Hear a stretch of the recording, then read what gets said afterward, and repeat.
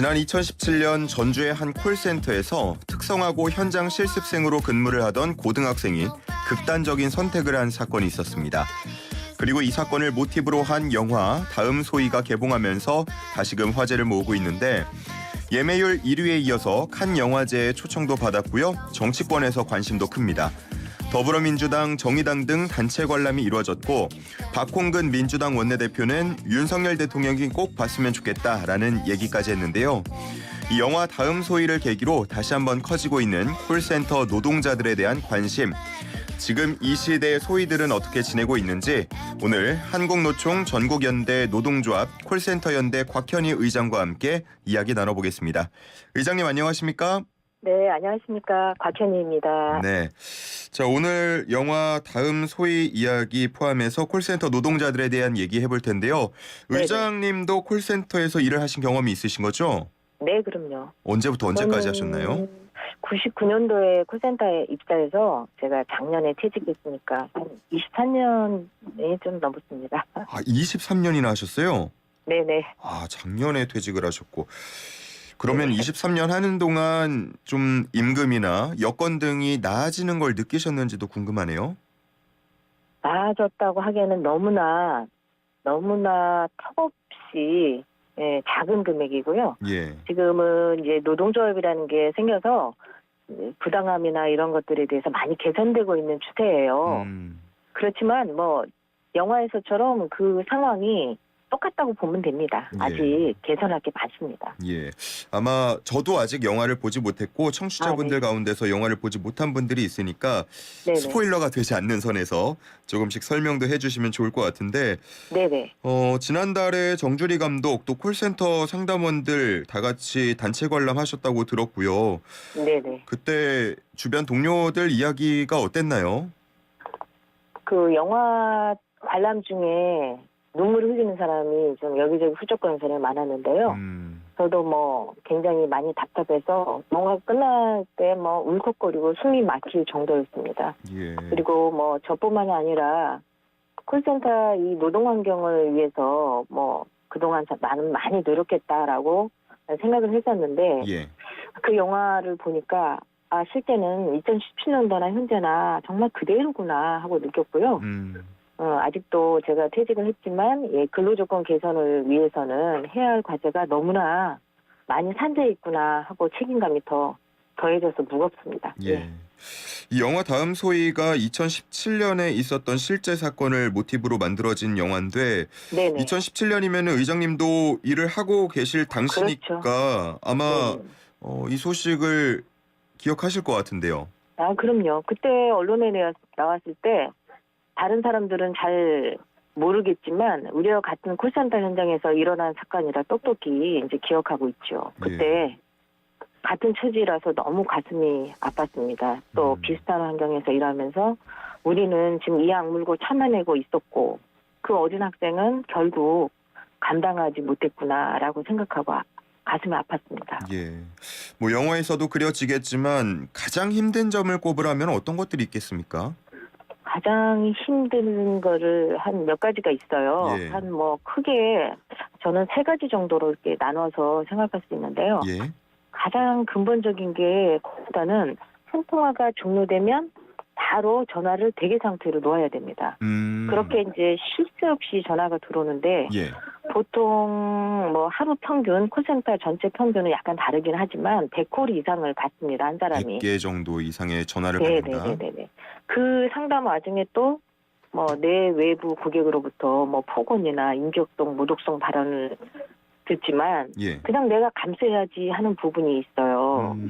그리고 그 다음에는 이러한 감정 노동으로 인한 뭐 정신적 또는 육체적 스트레스를 그때그때 바로바로 풀지 못하는 그런 노동 환경이라고 말할 수가 있습니다. 예. 그리고 마지막으로 기업의 왜 최일선에서 총알바지 역할을 한다고 말할 수가 있거든요. 콜센터는. 예. 근데 이제 원청에서 일정 부분의 권한을 하청을 받아 하는 그런 구조잖아요. 예.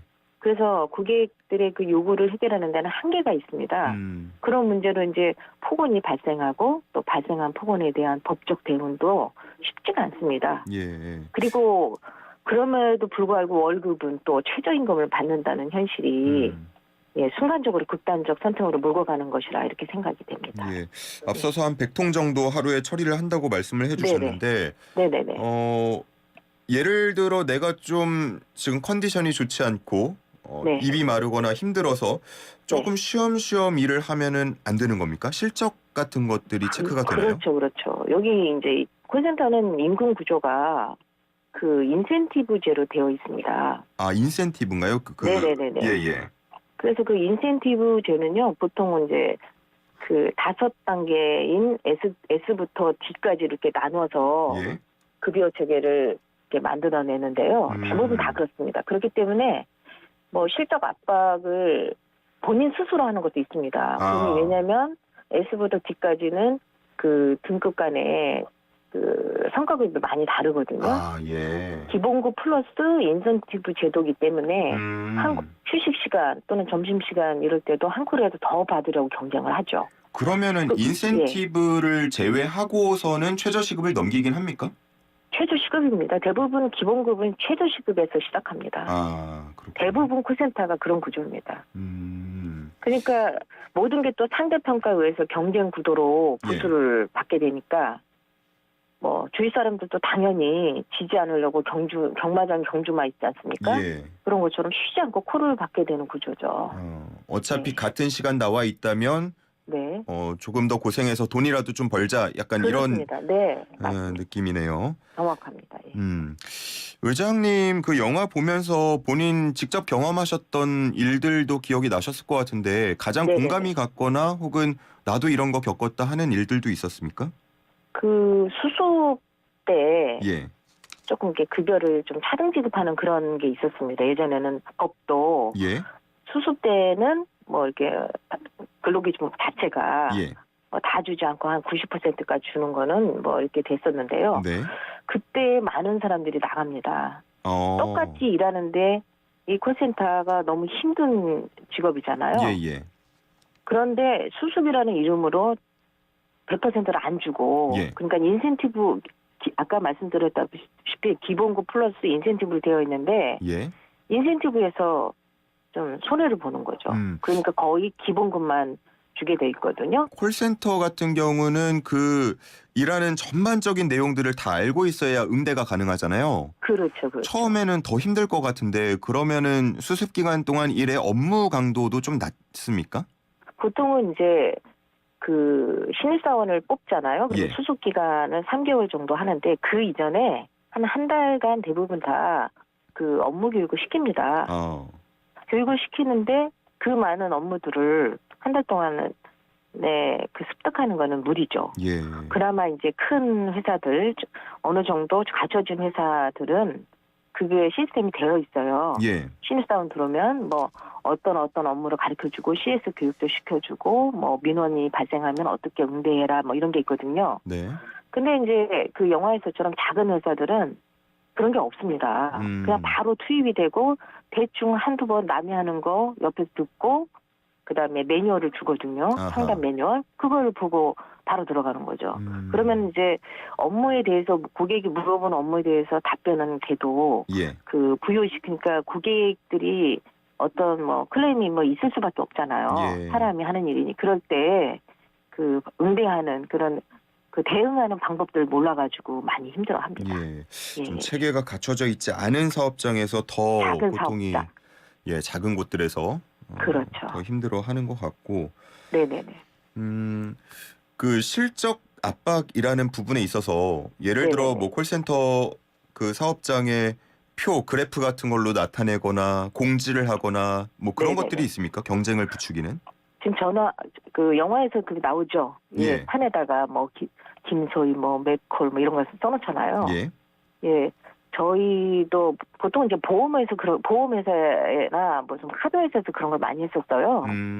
근데 저희 센터도 뭐 그런 게 있었죠. 맨 처음에는 그래프하고 그거를 어디서 모방하는 거죠. 그렇게 관리하는 시스템을 모방을 해서 하는데 실적이라는 게 그렇습니다. 보통 실적을 그 관리자들도 같이 경쟁하거든요. 예. 팀별 뭐 센터별로 아하. 경쟁해서 주는 인센티브 제도이기 때문에 개개인이 아니고. 그렇죠. 개개인도 하지만 아하.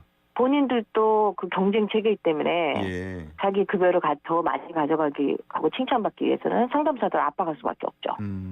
예. 그러니까 실적 압박에 대해서 관리자뿐만 아니라 그 상담사들뿐만 아니라 모두가 다 실적 압박을 받고 아까 말씀드린 것처럼 그 콜을 자타가 다 스스로 하는 겁니다. 압박을. 예. 네네. 더 많이 받아야 돈을 더 많이 가져가니까요. 의장님께서 기고한 글 내용 중에 보니까 부모님 임종을 보지 못한 경우도 있다고 들었는데. 네네네. 그걸 어떤 보셨군요. 경우입니까? 예. 보통 이제 그 쉬는 예전에는 지금은 많이 나아졌지만 예. 그 쉬는 연차 있죠. 보통 연차 휴가라고 하잖아요. 예. 그 연차 휴가는 보통 근로기준법에 의해서 내가 요청하면 쉬게끔 돼 있잖아요. 그럼요. 그런데 지금은 나아졌다 하나 그때 당시만 해도 연차 휴가를 마음대로 못 썼습니다. 그때라고 하는 게 언제 정도인가요? 그 보통 한 2017년도 뭐 그걸 기준으로 얘기한다면 예. 왜냐하면 한 명이 빠지면 들어오는 콜은 그대로인데 한 명이 빠지면 그만큼 다른 사람들이 힘들고 그렇다면 전체적으로 콜수를 받아치지 못하니까 그 실적이 안 나오지 않습니까? 예. 상담사 실적이 안 나오는 게 아니라 전체 센터에 대한 실적이 안 나오면 관리자들은 또다시 자기 그 인센티브를 생각하게 되잖아요. 예. 그리고 회사도 그래서 이제 콜이 많은 날이 있습니다. 어느 센터든지 그 산업별로 다르지만 그럼 그때는 내주지 않죠. 그다음에 자기들끼리 이제 그 관리하다 보니까 만약에 쉬지 못하게 했는데 쉰다. 그러면 또 감점을 해요. 그러니까 이 상담사들은 힘이 없지 않습니까? 예. 그러니까 눈치 보고 내 동료가 나 때문에 더 콜을 많이 받거나 우리 팀장님이 인센티브 못 받을까봐 그냥 그렇게 되는 거죠. 그래서 그러면은 그 어떻게 보면 친구가 인센티브라는 걸 걸어두고 서로가 서로를 감시하게 만드는 그렇죠. 예, 그런 환경이 또 벌어지고 있는 것 같은데 자, 그 친구도 얘기는 여기까지 하고요.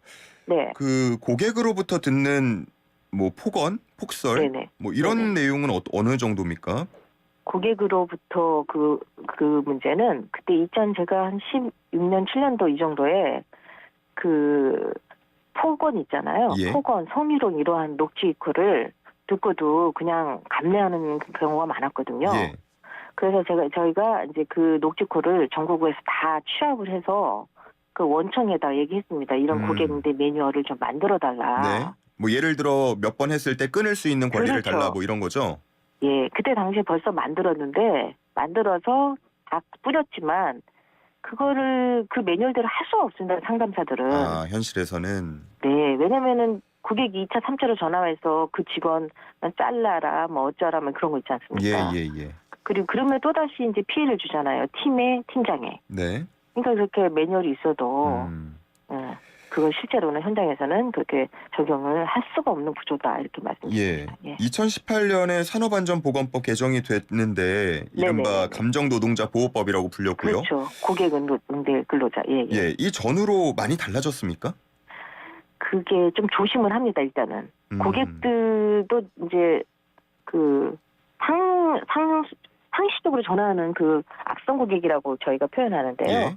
예, 그런 사람들이 있습니다. 근데 그 사람들도 이제는 여기저기 하면서 전화하면서 조금 알고는 있어요. 근데 여전합니다. 그런데 그 여전한 거를 막아내고 상담사들을 지켜서 오로지 상담에만 몰두하게 해야 되는데 아까도 말씀드렸다시피 이게 원하청 구조잖아요. 네네. 그러면은 이 하청은 원청에다가 그 보고를 나중에 하게 되잖아요. 그러면 이 네임 밸류에 그 타격이 있게 되잖아요. 원청은 이걸 해결을 못하게 되면 그러니까 보고가 좀 잘 안 올라가고 그냥 좀 무마하려고 하는 그런 게 많죠. 그렇지만 지금은 조금 많이 상담사들이 이제 노동조합이 있으니까 그쪽으로 와서 그 노동조합에서 대응을 좀 많이 하고 있습니다. 증거 자료를 위해서도 그렇고요. 최근에는 그 녹취가 된다라는 안내가 꼭 나오던데 네네네. 이런 녹취가 현장에서는 또 일종의 감시가 된다고도 들었습니다. 네, 저는 그거에 대해서 할 말이 좀 많습니다. 보통 시간이 많진 않아서 조금 짧게 부탁드리겠습니다. 네, 녹취라는 거는 보통 목적이 고객 문의에 제대로 답변하는지를 보려고 하는 거잖아요. 예. 그런 또 다른 목적이 있습니다. 인센티브를 차등 지급하는 게 목적이거든요.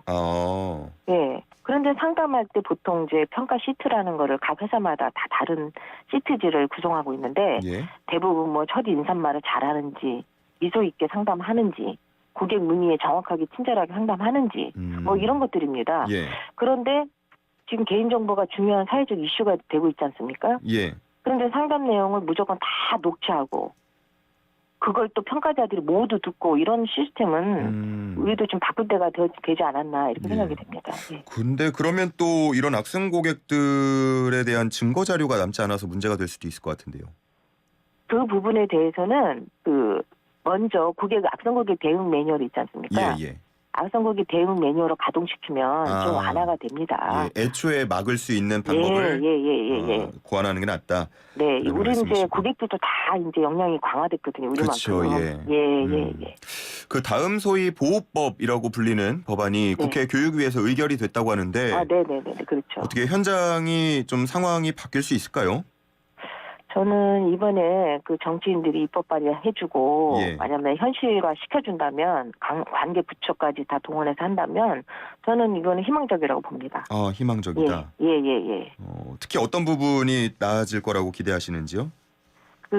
보통 지역들은 강제하지 않은 법은 그냥 권고 수준의 법은 지켜지지 않습니다. 권고일 뿐이니까. 예. 그렇지만 이거를 세부 규정을 강제할 수 있는 법으로 만약에 바꿔만 준다면 희망사항이지만 그리고 모두가 이제 책임지지 않는 모든 사람들은 그거에 의해서 이루어지기 때문에 기업들도 그거를 수용할 수밖에 없거든요. 예. 그래서 저는 그 이후에 관계부처에서 정례적으로 모니터링을 해야 되는데 아직 그런 시스템을 안 갖추고 있어요.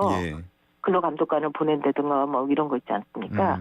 그래서 실제 현장이 법이 녹여져 가지고 사업주들이 법을 무서워하게 만드는 그런 시스템으로 가야 되지 않느냐. 그래서 그러한 법들이 발의되는 거는 대단히 환영하는 바입니다. 뭐 이런 법안 내용에 포함이 돼 있을 수도 있고 혹은 포함이 안 돼 있을 수도 있겠지만 의장님이 바라는 개선 방향도 궁금합니다. 예를 들어 임금을 올려주면 끝나는 문제는 아니잖아요. 예, 그렇죠. 어떤 부분이 개선이 돼야 되는지 한번 말씀 정리해 좀 부탁드립니다. 이제 지금 콜센터에 근무하는 분들이 뭐 80만이다, 100만이다 이런 거 하는데 저는 노출되어 있는 콜센터가 이렇게 많으면 지금쯤 이제 우리가 번해야 된다 이렇게 생각을 하거든요. 그러려면은 이게 힘없는 콜센터 또는 책임지지 않는 기업들이 문제가 아니라 그 관계부처가 나서줘야 됩니다. 그래서 그 임금 구조가 그 원청에서 먼저 이 구조를 시중 노임단가라도 시중 노임단가가 아니고 지금 최저임금 수준의 단순 노임으로 적용해서 그 도급비를 내려주거든요. 그거부터 고쳐내면은 밑에서도 당연히 그거에 의해서 좋아질 수밖에 없는 구조예요. 그다음에 이제 인센티브 구조는 서로 막 살 깎아 먹고 경쟁 제도니까 그 인센티브 제도로 하는 거는 결국은 업체들이 또 자기들끼리 또 경쟁하기 때문에 그러는 부분입니다. 그래서 일단 그런 부분들이 원청에서부터 내려오면은 제일 좋을 것 같고 두 번째는 아까 말씀드린 것처럼 굳이 콜 들어서 간섭할 게 아니라 악성 고객 대응 매뉴얼을 표준화 시켜주면 너무 좋겠습니다. 물론 뭐 산업별로 다 다르니까 현장에서는 자기가 다르게 변형해서 적용해도 되지 않습니까? 그래서 노동부가 좀 이런 데에 좀 신경을 써서 하고 또 아까 조금 전에 말씀드린 것처럼 정례적으로 모니터링이 필요합니다. 노동부가. 실제로 이게 산안법이 있어도 가서 감시하지 않고 그러면 아무런 소용이 없고요. 저 같은 경우는 23년 근무하면서 근로감독관이 딱 한 번 나왔었어요. 그렇게 많이 신고하고 그래도. 네네네네. 그런데 저는 안 보고 또 회사만 보고 가거든요. 그러면은 개선이 되겠습니까? 그래서 알겠습니다. 정례적으로 모니터링이 필요하다 이렇게 말씀드립니다. 이제 마무리 말씀을 부탁드릴 텐데요. 상담사 동료분들한테도 한마디 남겨주시면 좋을 것 같고 이 영화를 좀 추천하는 이야기도 해주시면 좋을 것 같습니다. 누구 꼭 봐주세요 뭐 이런 얘기를 좀 마지막으로 정리를 부탁드립니다. 일단은 콜센터 근무하는 노동자들 모두 힘내라 이렇게 말씀드리고 싶은데요. 가장 필요한 거는 내가 행복해지려면 즐겁게 일해야 되지 않습니까? 그렇다면 내부의 그 불공평함에 대해서 목소리도 낼 줄 알아야 됩니다. 그래야 개선되니까요. 그리고 이제 우리 고객님들 전국에 있는 우리 국민들이 고객님이지 않습니까? 예. 콜센터 전화하실 때는 그 기계가 아닌 감정을 가진 사람들이 있다. 그래서 서로 존중했으면 좋겠다. 예. 콜센터 상담사들도 뭐 우리 한 가족에 가면 구성원이고 또 카페나 지하철, 놀이공원에 가면 다 만나는 뭐 고객님의 평범한 이웃이다. 예. 그런 뜻에서 다음 소위 한번 관람했으면 좋겠다. 이렇게 말씀드립니다. 네, 그러면 알겠습니다. 이해가 빠질 테니까요. 알겠습니다. 자, 오늘 여기까지 듣겠습니다. 말씀 잘 들었습니다. 네, 감사합니다. 수고하십시오. 네, 한국노총 콜센터 연대 곽현희 의장과 함께했습니다.